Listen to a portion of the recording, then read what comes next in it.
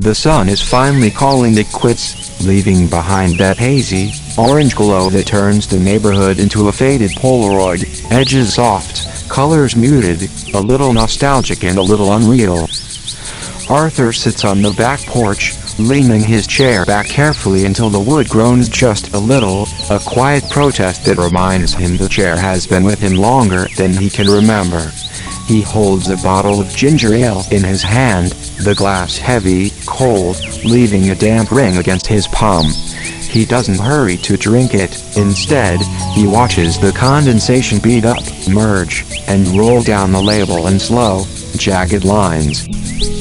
He takes a long, deliberate sip.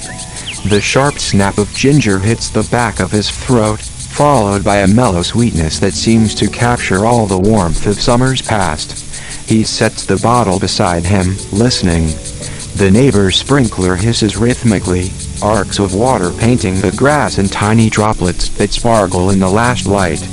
The scent of damp earth mingles with the faint smoke from a grill somewhere down the street. Arthur leans back, head tilted toward the sky.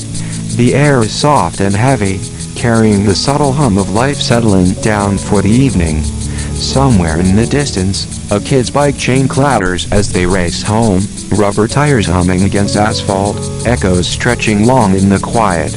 A car turns a corner 2 blocks away, muffler rumbling, fading into a low, distant hum, then silence. There is nowhere he has to be, nothing pulling him away from this moment. He rocks gently in the chair, letting his thoughts drift. The sky darkens in layers of indigo and violet. Stars begin to peek through, hesitant, faint pinpricks. The porch light flickers on, warm, casting a soft halo around the edges of the chair. A dog barks far away, somewhere behind a fence, and for a moment Arthur smiles. Even small sounds feel profound in this kind of quiet. Eventually, the shadows stretch long across the porch, and Arthur stands. His knees pop softly, a sound more felt than heard. He walks to the screen door, and it slams with a hollow whack, so familiar it almost belongs to the house itself. He slips off his loafers, toes sinking into thick avocado green shag. It's a bit much, he thinks, but soft and welcoming. He moves to the study, a small fortress of books, the scent of old paper, faint pipe tobacco, and the warm hum of electronics filling the air. Arthur reaches for the brass lamp on the desk. A soft click, and the room shifts into amber shadows. He fumbles with the silver boombox, feeling the heavy mechanical click as the tape engages. Not retro by design, he tells himself. Just living, one analog moment at a time. He settles into his leather chair. It sighs beneath him, taking his weight. His glasses slide slightly down the bridge of his nose. He picks up the mail, a collection of envelopes and stamps. One envelope feels particularly delicate. He nudges a stamp into place with silver tweezers. The serrated edges, the faded postmark. It is a small connection to a past life, someone's hands reaching across time. He lingers on it, imagining the sender, the day it was mailed, 50 years ago. Outside, night deepens. Crickets start their soft, rhythmic symphony. The distant whistle of a train hums faintly. The air smells faintly of rain and pine. The rotary phone on the desk sits in shadow, beige and quiet.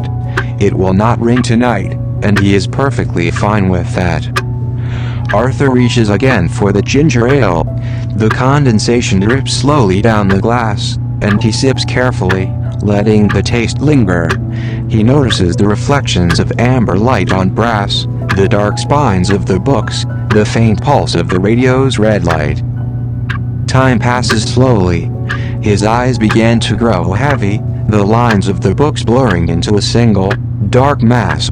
He kills the lamp, sitting in darkness for a long moment, letting his eyes adjust.